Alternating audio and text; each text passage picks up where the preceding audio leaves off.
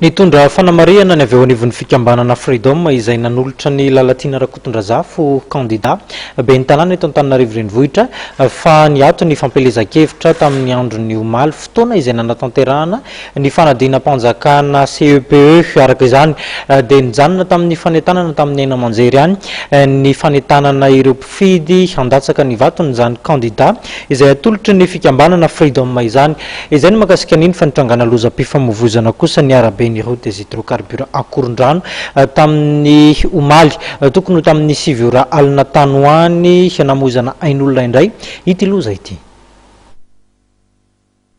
Maty tsy tradrano ny lehilahy iray tokony 5 taona vokatry ny lozam-pifamoivoizana omaly alina tamin'ny lalana manoloana ny Galana Akorondrano. Lehilahy mpivarotra gazety tsy nifaho amin'ny fiara ity. Tokony tany amin'ny 7 ora alina no nitranga ny loza. Ny faritry ny loha ny voadona ary politika tanteraka izany. Tsy nisy intsony ny alanenina fa teo ny hoe namoy ainy ilay lehilahy.